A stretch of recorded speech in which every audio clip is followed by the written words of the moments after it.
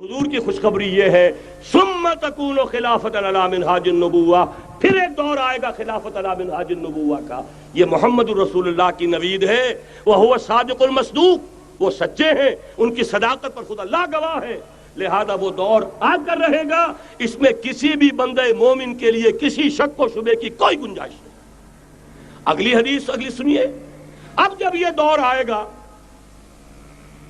تو عالمی ہوگا، جیو ورلڈ آرڈر نہیں ہوگا، جسٹ ورلڈ آرڈر ہوگا۔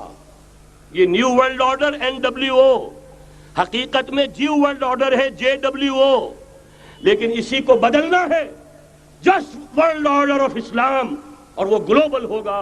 دو حدیثوں کا تذکرہ کر دوں۔ حضرت ثوبان حضور کے ایک آزاد شدہ غلام تھے، وہ روایت کرتے ہیں، مسلم شریف کی روایت ہے، یہ صحیحین میں فرماتے ہیں کہ حضور نے ارشاد فرمایا ان اللہ زوالی الارض فرأیت مشارقها ومغاربها وان امتی سیبلغ ملکها ما زوی لی منها، رواہ مسلم رحمہ اللہ۔ حضور فرماتے ہیں اللہ تعالیٰ نے میرے لیے پوری زمین کو لپیٹ دیا، یہاں تک کہ میں نے اس کے سارے مشرق دیکھ لیے، سارے مغرب دیکھ لیے، اور سن لو مجھ سے، ٹیک اٹ فرام می، میری امت کی حکومت ان تمام علاقوں پر قائم ہو کر رہے گی جو مجھے زمین کو لپیٹ کر اور سکیڑ کر دکھا دیے گئے۔ گلوبل ہوگی کہ نہیں؟ دوسری حدیث سنیے، یہ پھر مسند احمد ابن حنبل کی ہے۔ حضرت مقداد ابن الاسود رضی اللہ تعالی عنہ فرماتے ہیں حضور نے فرمایا لا يبقى على ظهر الارض بيت وبر ولا مدر الا ادخله الله كلمة الاسلام بعز عزيز وذل ذليل اما يعزهم الله فيجعلهم من اهلها او يذلهم فيدونون لها۔ یہ ہے حدیث مسند احمد ابن حنبل کی۔ اور حضرت مقداد فرماتے پھر میں نے کہا اچھا تب تو ہو جائے گی وہی بات وَيَكُونَ الدِّينُ كُلُّهُ لِلَّهِ، دین کل کا کل اللہ کے لیے ہو جائے گا۔ حدیث کا ترجمہ یہ ہے کہ حضور نے فرمایا روئے زمین پر نہ کوئی اینٹ گارے کا بنا ہوا گھر رہے گا، نہ کوئی اونٹ کے بالوں کے بنے ہوئے کمبلوں کا خیمہ رہے گا جس میں اللہ تعالیٰ کلمہ اسلام کو داخل نہ کر دے۔ لیکن یہ داخلہ دو طریقے سے ہوگا، بعز عزیز و ذل ذلیل، یا صاحب عزت کے اعزاز کے ساتھ، یا کسی مغلوب کی مغلوبیت کے ساتھ، یعنی یا تو اللہ تعالیٰ ان کا اعزاز فرمائے گا اور وہ کلمہ اسلام کے خود قائل ہو جائیں گے۔ جب گھر والا خیمے والا اسلام لے آئے گا تو اسلام اس کے گھر میں داخل ہوگا، اس کو بھی عزت نصیب ہوگی۔ وَلِلَّهِ الْعِزَّةُ وَلِرَسُولِهِ وَلِلْمُؤْمِنِينَ، عزت تو حق ہے اللہ کا، اس کے رسول کا اور اہل ایمان کا۔ اور اگر وہ اسلام قبول نہیں کرے گا تو یؤتُ الجزیۃ عن ید وہم صاغرون، چھوٹے ہو کر رہنا پڑے گا، جزیہ دینا ہوگا، اسلام کی بالادستی قبول کرنی ہوگی۔ بتائیے اس کے بعد بھی کوئی شک ہے؟ یہ ہے آسمانی نقشہ۔ یہ اللہ فرما رہے ہیں واللہ متم نورہ ویابی اللہ الا یتم نورہ لیظہرہ علی الدین کلہ ولو کرہ المشرکون، یہ اللہ کا فیصلہ ہے۔ ادھر یریدون لیطفئوا ہے، یہ زمینی نقشہ ہے۔ اب شکل کیا ہے؟ اب میں آپ سے عرض کر دوں کہ ان دونوں کے مابین جو خلا نظر آ رہا ہے، کوئی شخص یقین کے ساتھ نہیں کہہ سکتا کہ اب حالات کا کیا رخ ہوگا، اس لیے کہ ظاہر بات ہے قرآن مجید میں مستقبل کے بارے میں خود حضور سے کہلوایا گیا وَإِنْ أَدْرِي أَقَرِيبٌ أَمْ بَعِيدٌ مَا تُوعَدُونَ، لوگوں مجھے معلوم نہیں ہے کہ جس بات کی تمہیں خبر دی جا رہی ہے وہ قریب آ چکا ہے یا دور ہے۔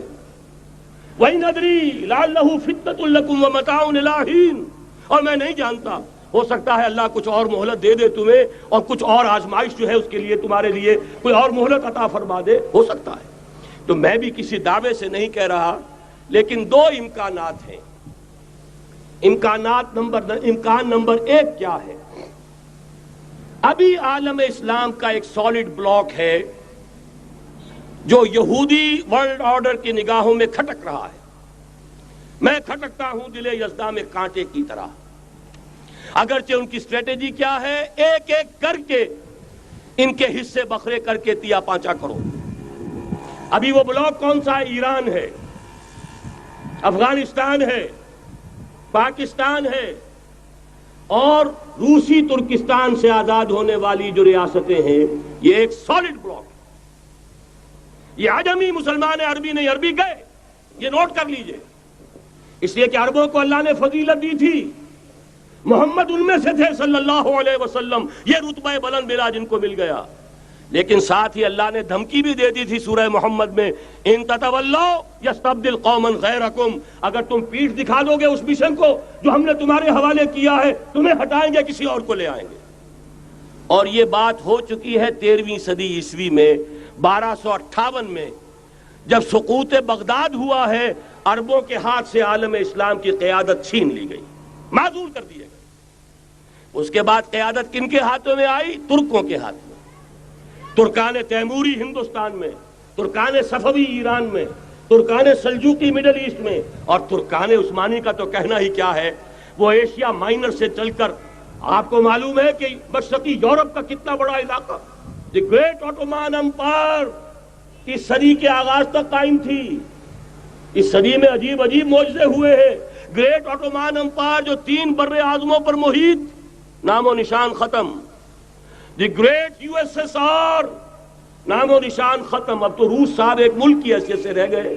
یہ اس صدی میں 2 اور وقت نہیں ہے میں اور آپ کو کیا بتاؤں، اس صدی میں تو بڑے بڑے عجیب عجوبے ہوئے ہیں، بڑی بڑی 2 عظیم جنگیں ہو چکی ہیں، تیسری جو ہے سر پر کھڑی ہے، دور نہیں ہے، جس کو حدیث میں کہا گیا ہے الملحمۃ العظمی، تاریخ انسانی کی عظیم ترین جنگ، اور وہی صلیبی جنگ جس کا آغاز بوسنیا سے ہو چکا ہے۔ بہرحال اس وقت جو میں کہہ رہا تھا، ورنہ میرے پاس تو یعنی یہ کہ درد دل کہنے کے لیے وقت نہیں ہے، مجھے اپنی بات کو محدود کرنا پڑ رہا ہے، لیکن میں اب آ رہا ہوں اصل موضوع کی طرف، کہ ایک امکان تو یہ ہے کہ اس بلاک میں اسلام کا احیاء ہو،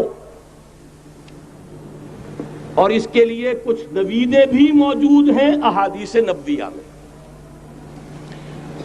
وہ تو آپ نے سنا ہوگا اقبال کا شعر، میرے عرب کو آئی ٹھنڈی ہوا جہاں سے، میرا وطن وہی ہے، میرا وطن وہی ہے۔ حدیث میں آتا ہے یخرج ناس من المشرق یؤتون للمہدی یعنی سلطانہ، مشرق سے فوجیں نکلیں گی کہ جو کہ مہدی کی حکومت قائم کریں گی۔ یہ مہدی اہل تشیع کے مہدی اور ہیں، ہمارے مہدی اور ہیں۔ اہل تشیع کے عقیدے کے مطابق ان کے بعد میں امام جو روپوش ہو گئے تھے وہ امام مہدی ہے، وہ ظاہر ہو جائیں گے، ابھی امام غائب ہیں، پھر وہ ظاہر ہو جائیں گے۔ ہمارے نزدیک یہ مہدی پیدا ہوں گے یا ہو چکے ہوں، اور یہ ہوں گے حضرت فاطمہ کی نسل ہی سے رضی اللہ تعالی عنہا، لیکن عالم عرب کے اندر پھر ایک طاقت بن کر ابھریں گے، باطل کی قوتوں کے خلاف جہاد کریں گے، لیکن ان کو مدد آئے گی 2 طرف سے، ایک زمینی مدد آئے گی مشرق سے، ایک آسمانی مدد آئے گی، عیسیٰ ابن مریم کا نزول، حضرت مسیح علیہ الصلوۃ والسلام جو زندہ آسمان پر اٹھائے گئے تھے نازل ہوں گے، اور در حقیقت ان 2 مددوں کے نتیجے میں پھر یہود کا قلع قمع ہوگا، اور یہی گریٹر اسرائیل ان کا گریٹر گریو یارڈ بن کر رہے گا، عظیم تر قبرستان بن کر رہے گا۔ اس کی بڑی واضح حدیثیں موجود ہیں، اس کی بڑی تفصیلی خبریں موجود ہیں، یہ احادیث کی کتب کے اندر، بدقسمتی سے ہماری اس کی طرف توجہ نہیں۔ ایک تو یہ ہو سکتا ہے، اسی طریقے سے ایک اور حدیث ہے، یخرج من خراسان رایات سود، اور یہ مسلم شریف کی روایت ہے، نوٹ کیجئے گا، نہیں ترمذی شریف کی روایت ہے، یخرج من خراسان رایات سود لا یردها شیء حتی تنصب بایلیا، اور خراسان حضور کے زمانے میں آج کے افغانستان کا نام تھا۔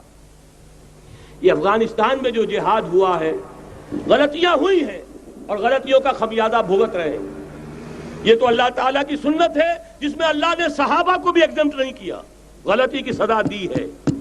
35 صحابہ کی غلطی غزوہ احد میں ہوئی، جہاں سے حکم تھا کہ مت ہٹنا، 50 میں سے 35 ہٹ گئے، نتیجہ کیا نکلا؟ فتح شکست میں بدل گئی، 70 صحابہ شہید ہو گئے۔ اللہ تعالیٰ نے فرمایا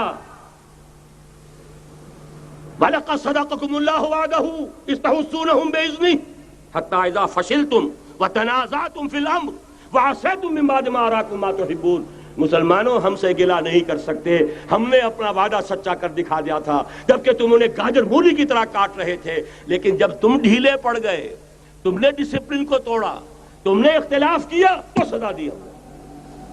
تو اگر صحابہ کرام رضوان اللہ تعالی علیہ مجمعین، خیر الناس بعد الانبیاء، پوری نوع انسانی کے اندر انبیاء کے بعد بلند ترین انسان، اگر ان کی بھی غلطی کا خمیازہ جو ہے اللہ نے چکھایا، کیوں چکھایا؟ ضروری تھا، آئندہ کے لیے سبق ہو جائے۔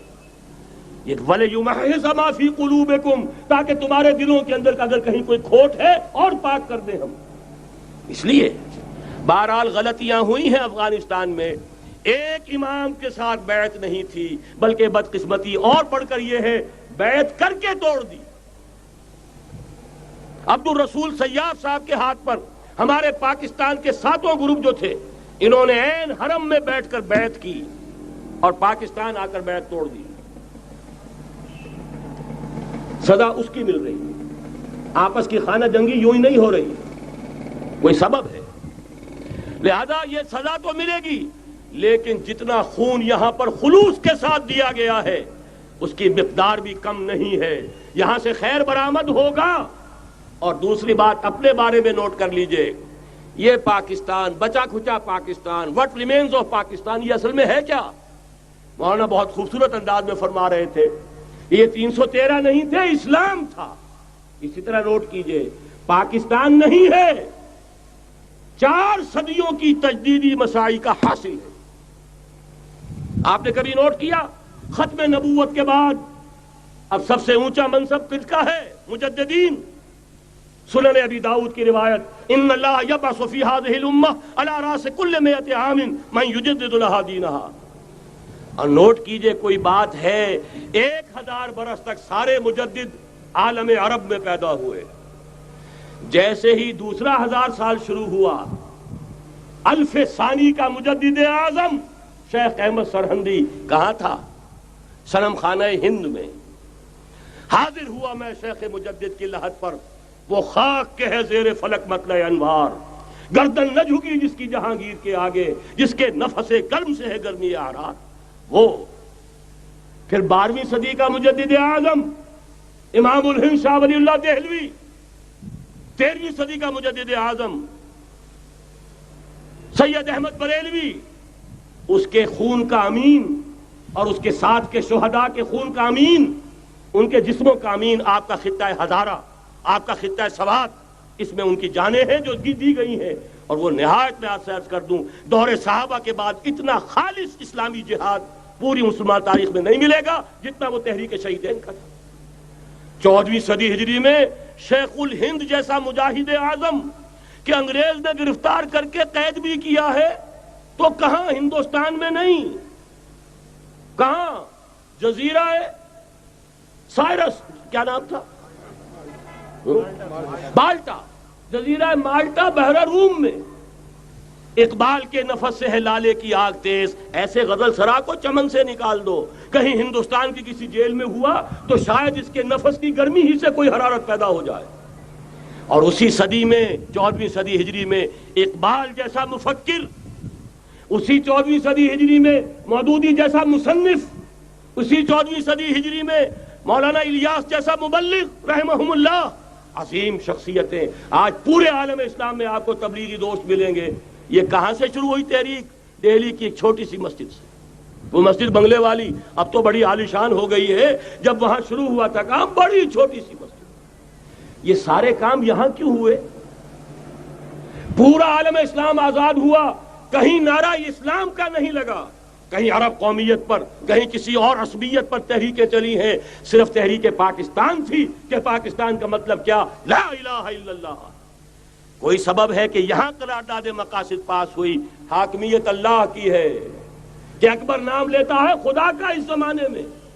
یہ سارا ماضی سامنے رکھیے اور حضور کی دی ہوئی پیشین گوئیوں کا مستقبل سامنے رکھیے، ان دونوں سے ثابت ہوتا ہے اس خطہ ارضی سے کچھ ہونا ہے۔ اگرچہ بھٹکے ہوئے ہیں، لیکن کبھی بھولی ہوئی منزل بھی یاد آتی ہے راہی کو، اور بھٹکے ہوئے آہو کو پھر سوئے حرم لے چل۔ اس کی ضرورت ہے مسلمان کو پھر اس کا مقصد یاد دلایا جائے۔ پاکستان اس لیے نہیں بنایا گیا تھا کہ ہمارے ہاں ٹاٹے اور برلے نہیں تھے تو ہمارے پاس اس کے بھی باپ وجود میں آ جائیں، اس لیے تو نہیں بنایا گیا تھا۔ پاکستان اس لیے نہیں بنایا گیا تھا کہ جاگیرداروں کی جاگیرداریاں محفوظ ہو جائیں، پاکستان اس لیے تو نہیں بنایا گیا تھا اور یہ کہ نمازیں اور مسجدیں تعمیر ہو جائیں، مسجدیں تو امریکہ میں تعمیر ہو رہی ہیں، عالی شان سے عالی شان، اس لیے پاکستان نہیں بنا تھا۔ آج بھی مسلمان، میں معذرت سے عرض کر رہا ہوں مولانا سے، آج بھی بھارتی مسلمان کی ایوریج نمازی ہونے کے اعتبار سے پاکستانی مسلمان سے کہیں بہتر ہے۔ آج بھی برقع نظر آ جائے گا تو ہندوستان میں نظر آ جائے گا۔ میں نے اپنی آنکھوں سے دیکھا چند سال پہلے، جب مکہ مسجد حیدرآباد دکن میں 3 دن مسلسل میری تقریریں ہوئی ہیں، 10,000 مرد اور 5,000 خواتین، اور ان میں سے کوئی بغیر برقعے کے نہیں تھی۔ ایک سیلاب نظر آ رہا تھا برقعوں کا کہ جب جلسہ ختم ہوا ہے رات کے 12 بجے 3 دن تک متواتر۔ یہاں کہاں نظر آئے گا برقع آپ کو؟ یہاں تو جس کے بعد 2 پیسے ہو گئے اس نے سب سے پہلے برقع اتار کے پھینک دیا۔ معلوم اچھی طرح سمجھ لیجئے، یہ چیزیں تو وہاں زیادہ ہیں یہاں کی نسبت۔ اصل ضرورت تھی کہ یہاں اس نظام کو قائم کیا جائے، وہ نظام عدل اجتماعی، وہ جس میں حریت ہو، جس میں عام آدمی بھی خلیفہ وقت کو ٹوک سکے۔ یہ کرتا کیسے بن گیا؟ ایک خاتون بھی کھڑی ہو کر دامن پکڑ لے، عمر تمہیں کیا حق ہے کہ ہمارے مہر کے اوپر پابندی لگا رہے ہو، جبکہ اللہ نے نہیں لگائی۔ اللہ قرآن میں قنطارہ کا لفظ استعمال کر رہا ہے۔ ڈھیروں سونا دے دے کوئی شخص اپنی بیوی کو مہر کے اندر، طلاق دیتے وقت اس میں سے کچھ نہیں لے سکتا، آپ کون ہوتے ہیں ہمارے حق کے اوپر پابندی لگانے والے؟ اور عمر نے کہا آج ایک بڑھیا نے وہ اب عمر کو دین سکھایا، آرڈیننس واپس۔ حضرت سعد بن ابی وقاص رضی اللہ تعالی عنہ جو فاتح ایران تھے، وہ گورنر ایسے ہی نہیں بن گئے تھے ریوڑیاں بٹی ہو اور گورنر ہی مل گئی ہو، وہ تو خود فاتح تھے ایران کے، اس لیے گورنر تھے۔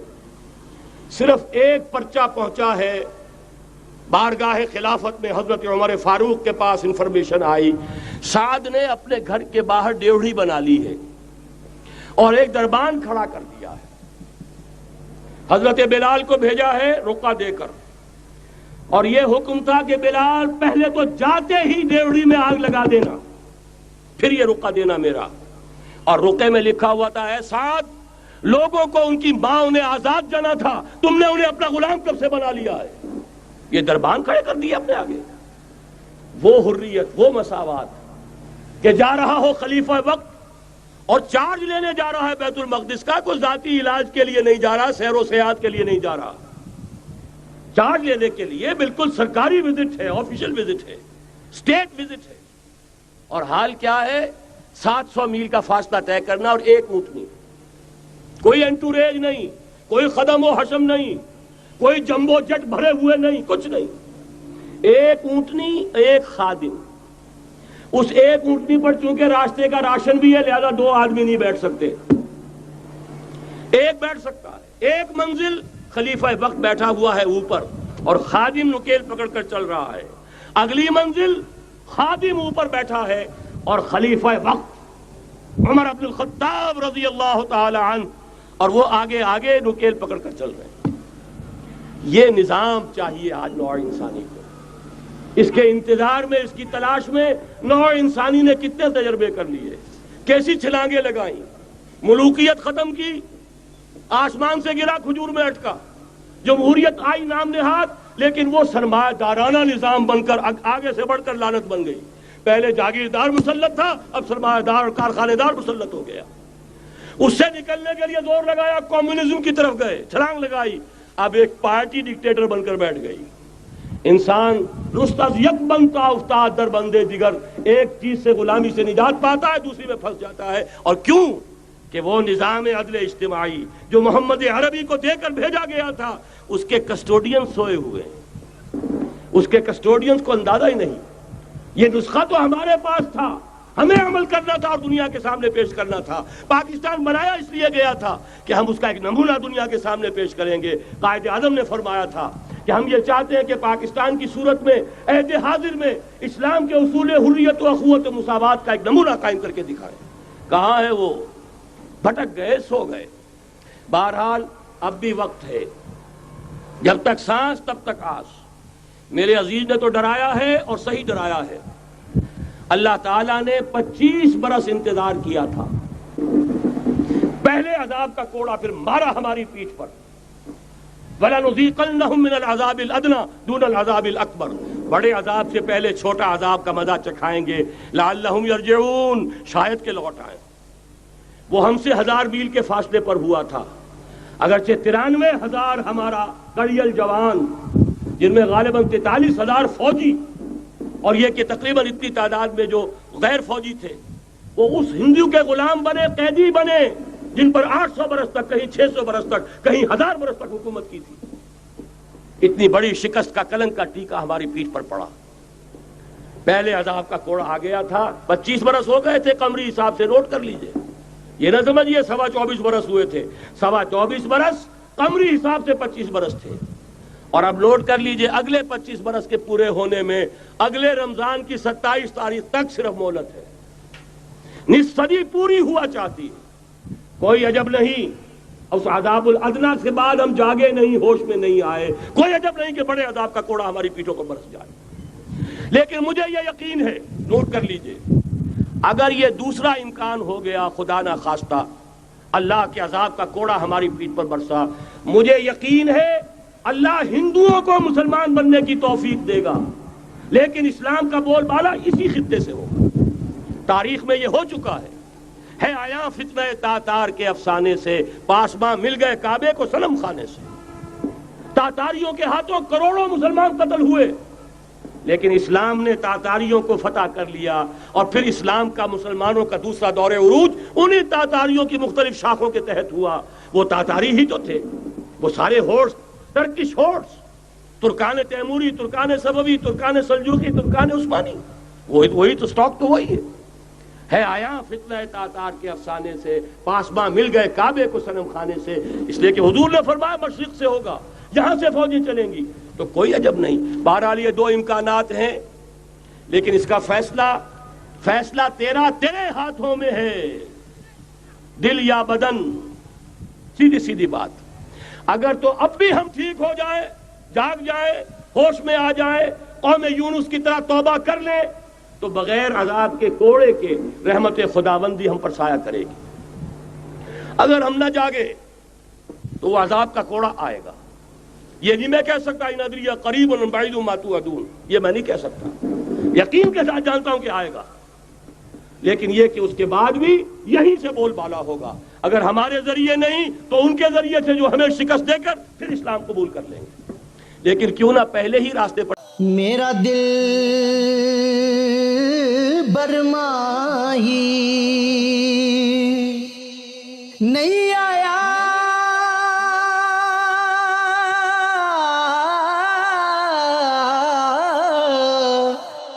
میرا دل برماہی ایویں بول نہ جھوٹے آقا،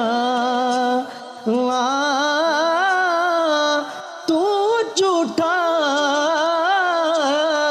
تیرے اوے بول وچ جھوٹے، تینو تاڑی مار اڑا، تو جھوٹا تیرے بول وچ جھوٹے۔